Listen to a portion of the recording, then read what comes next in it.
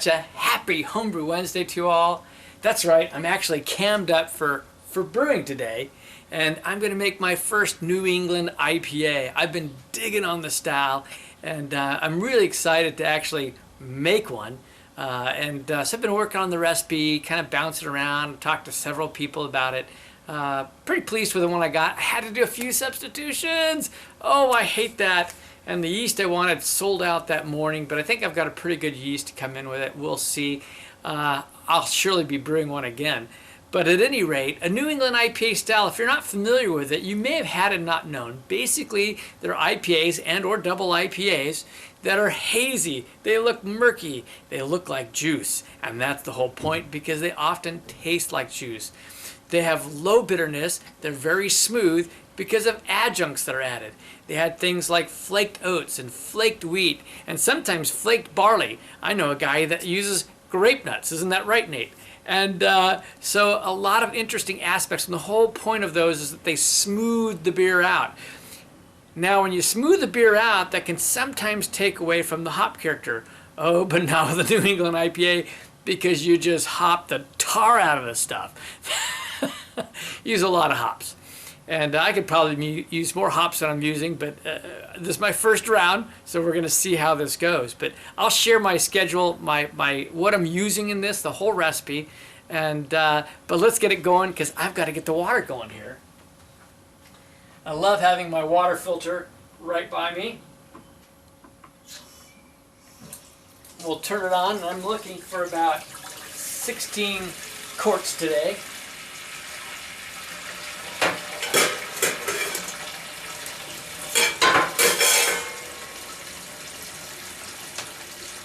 I always have my trusty converter here. Now I hear there's some kind of an update that I can do on this, a firmware. I'll have to find out how to do a firmware update on it that allows it to show up in quarts and gallons, which would be really cool on my Braumeister. All right, quarts to liters. 16 quarts is 15 liters. Well, bam, that's easy, because there's a line in here right at the 15-liter mark. All right, and I'm going to have to watch that because I still don't have a real good table. You know, the cool thing about the Grainfather, I will say, is that people have built a whole table out there. I haven't seen this for the Braumeister, but a whole table that gives you ratios of grain to water, which that would be a beautiful thing.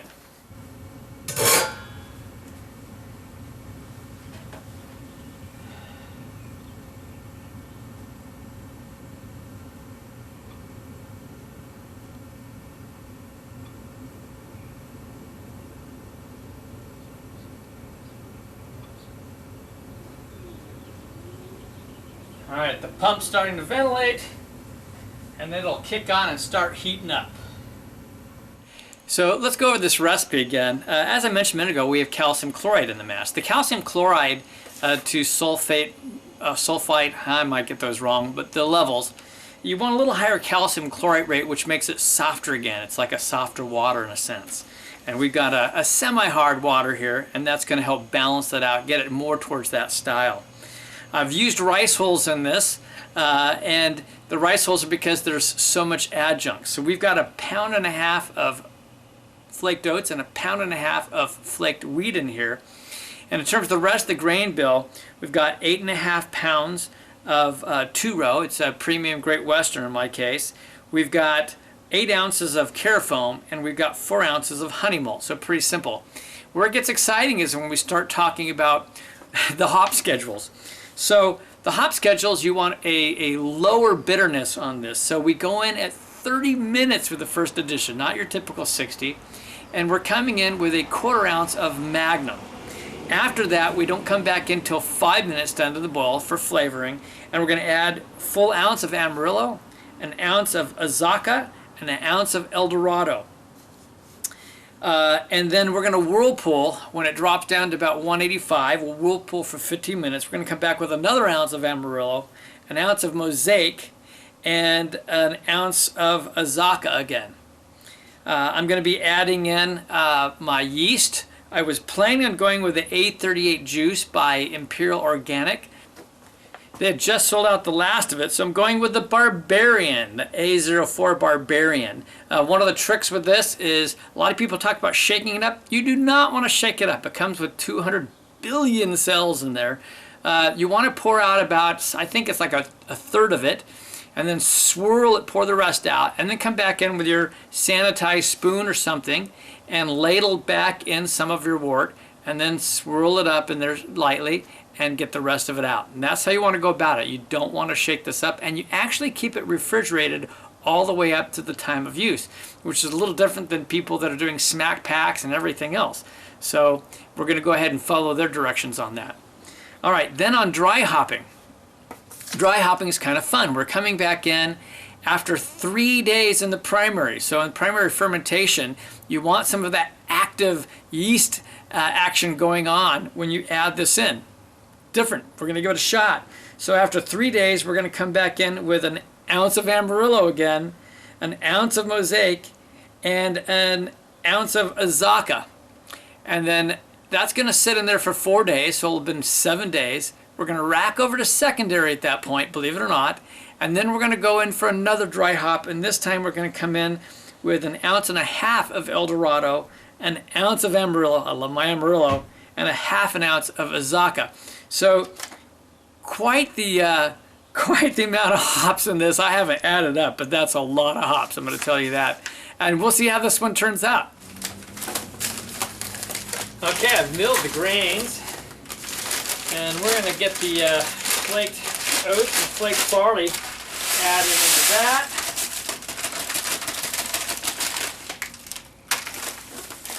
And then we got our rice hulls as well.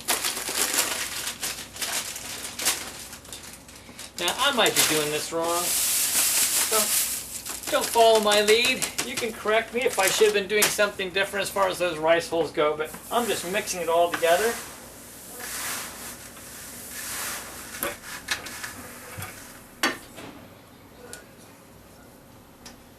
All right, we're going to start filling it in.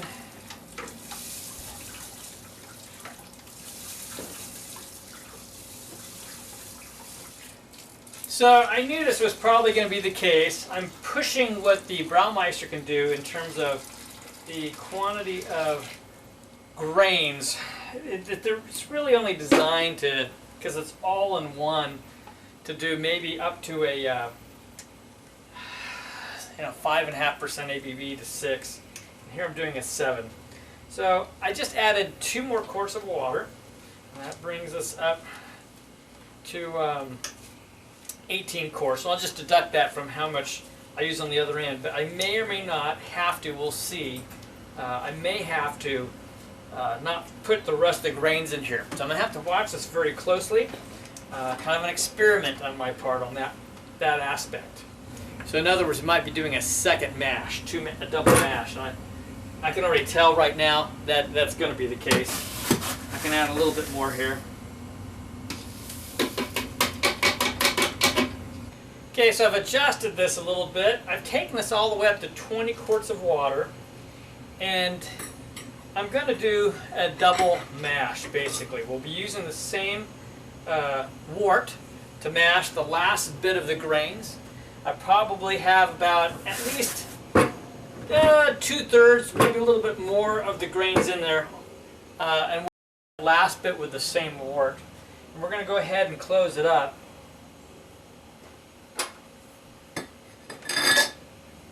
I have to watch these water levels very closely to make sure the water is above the heating elements. All right, with that in place,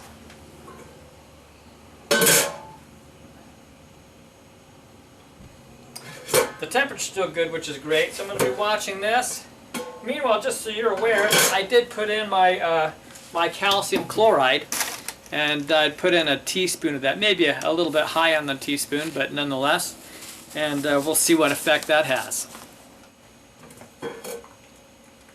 All right, that's beautiful. So it's flowing over the top. It's just above the heating elements. I kind of know where I can kind of max this out at this point. So now that I'm in a situation where I'm doing a double mash, I had to call in some help. I did a phone out. I talked with Josh a little bit, Josh Hoover from Man Bear Pig 112233445, who took second in the world finals of the SJ Port Challenge. So very proud of him. He is my nephew. And what I'm going to do is I'm going to take the grains from this into a bucket that I'm now cleaning, and then I'll be sanitizing briefly. And I'm going to put those across into that, set them aside covered, and then I will mash in the second bunch in that same wort. I might have to add some water, we'll see. And then I'm going to put all of it into the same mash pipe for the Braumeister and take the last of the water, and I will rinse through that one more time then with all of them together. So I'll be rinsing all the grains in one shot. That should be interesting. We'll see how that goes.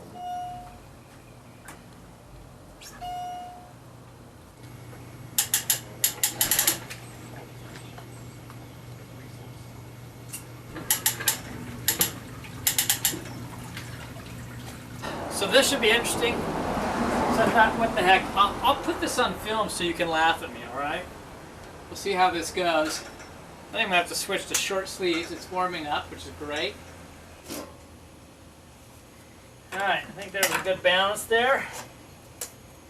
So I'm not putting too much on my back. That's kind of cool.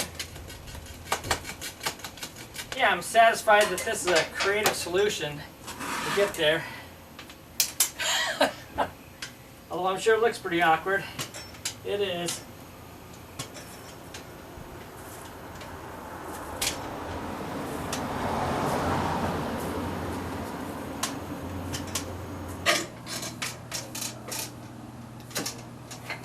Now I've got to get the grains off the side here. And I'm going to start taking a look at where I am with water levels, but I'm going to start adding the rest of these grains in now. It's a great little experiment. Kind of wasn't prepared for it, but it works out. I've always kind of wanted to know how I was going to make a little higher octane beers, and I guess today's that day. But it'll give me a really good idea of how I might want to work with this differently in the future. It's actually going, so far anyway, it feels like it's going a lot better than I thought. We'll just have to see how it all works out. I'm going to put the screen and the top back in.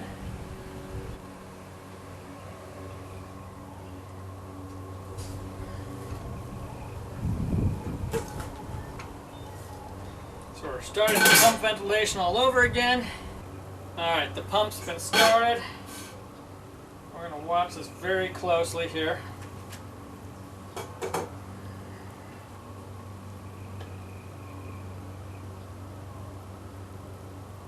Alright, it's down to the element already.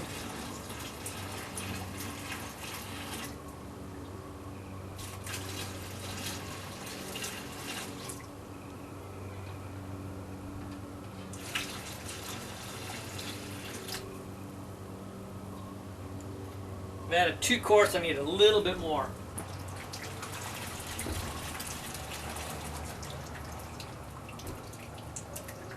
Okay, I had to add in 3 more quarts, and so that splitting of the malt bill in the future is going to be a great benefit when I do that. But we're calling her good for now. We're going to let her go.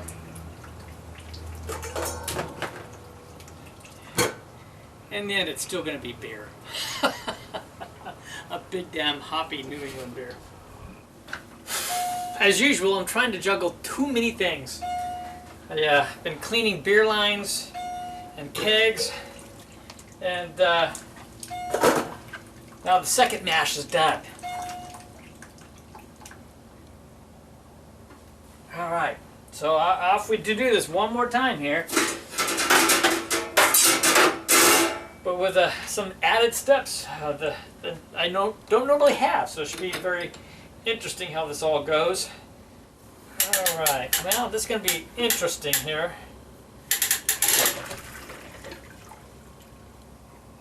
Let it partly drain. But unlike usual, I'm going to have to come in and try to remove this piece. I've got my clean a holder down there to put that on. I'm also going to have to pull out the strainer here, fine strainer, because we're going to come back in and add in the grains from the first mash. And, I know that this is going to go through a boil, but I've cleaned and sanitized everything anyway.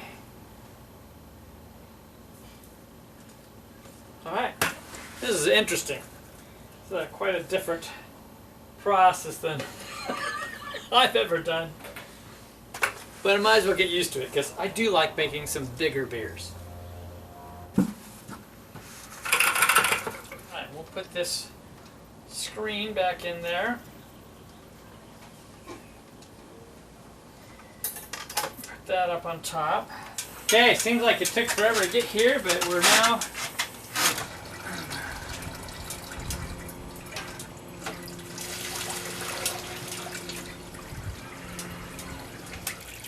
so as you can see, hopefully it doesn't get too fogged up, but it's gonna filter through very nicely.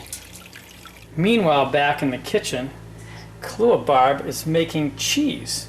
That's right, we got this cheese kit. I love this. It has everything but the dairy products, which you pick up yourself. It's Roaring Brook Dairy, and you can pick these up from none other than the Grain Bill, owned by S.J. Poor. I think this is just a fantastic, easy way to make cheese, and she's warming up the milk right now. Yeah, I've looked at quite a number of cheese kits over the years. I've talked to my friend, also named Kevin, that owns Main Brew here in Hillsboro, about cheese kits, and it talked extensively with M.M. Poor and S.J. Poor and other people. And this cheese kit was 20 bucks basically, and basically $19.95 or something like that. And it has everything you need, the little thermometers and everything you need to make the cheese except for the milk itself. And it tells you what to go out and buy. I mean, how great is that? She's got a gallon of milk. How much cheese are we gonna make? But really cool. If you're interested in making cheese and you want to do something simple to start, I'd say go check out the Grain Bill. Go talk to the people over there. Call them up on the phone. They can ship it to you. That's what they did for me. They're in Pennsylvania. I'm in Oregon. I'd say try it. But I'll let you know how that comes out later in a cheese tasting day. All right, we're done with that. Raise this up a little bit. Always turn on its side. It'll always drain a little bit more out. All right. So here we go.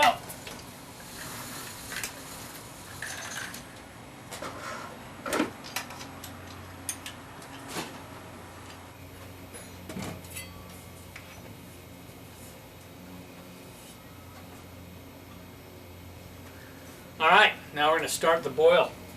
I think it's time for a beer review.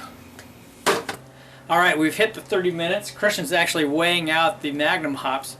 And I guess mozzarella cheese, which we're making, can be eaten right once it's done. Homemade mozzarella. Oh, that's awesome. We'll have to do a cheese video in the future. That's good. This is fresh. It's on the warm side, and it's solid, and it's fresh. Look at that. I love it. All right, here we go. Our whopping 1/4 ounce here. That's it. That's all she gets for bittering hops at 30 minutes. You serious? That's it? That's it. That's it. I'm not drinking this beer. This sounds lame.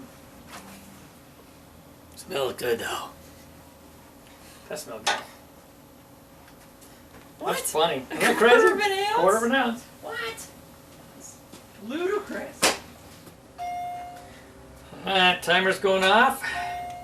Got 15 minutes left. We're going for yeast nutrient. And then it's the big hop drop. Timer is going off. And this beautiful mix smells so good. Krishna had her nose in it. This is 1 ounce of Amarillo, 1 ounce of Azaka, and 1 ounce of El Dorado. Woohoo! And that's with 5 minutes. Oh my gosh, you smell that coming out of there. It smells better now. Dang, that's something. So we only got 5 minutes till the boil, a little less. Then we're going to cool it down to about 185, and we're going to be dropping in a slightly different mix, but about the same amount, another 3 ounces of hops in a whirlpool. Now I'm getting excited about this IPA. Dang, boil's over. Do you Time have to start Cascades cooling. in here? Do you have Cascades hops? No Cascade hops in there. Do we have Willamette hops in here? I want to make a Belgian. I've talked about that, but what I might do on the next brew actually is I've got a load of hops in the freezer. So I'm thinking it's time that I do one of my trash can IPAs and just have all kinds of hops in it. Well, that dropped fast. We went ahead and put the chiller in, and that was a mistake. And but now we're going in with an ounce of Amarillo, an ounce of Azacca, and an ounce of Mosaic. And now we're going to be whirlpooling for 15 minutes. So we have the water turned off so it doesn't cool anymore that way. I got a timer started. So we've got the pump going to recirculate it, and we'll do a little bit of stirring on top of it. But that's kind of a cool way. I can just let the Braumeister kind of recirculate it itself. All right, well, timer's going off, so we've been whirlpooling for 15 minutes, probably more, because we started a little early on the timer. We're going to call this good. We're going to chill her down. You know the rest. We're going to get it chilled down. We're going to get the yeast in that baby after it's in the bucket. I'm going to set it up inside the chamber with the temperature set. I believe it's 68 is what I'm going for. We're going to call it good because we got some drinking to do. Of course. Hey, and our pump's working now too. The pump's working correct. Yeah, we got it. All right, we'll catch you all on the next Homebrew Wednesday.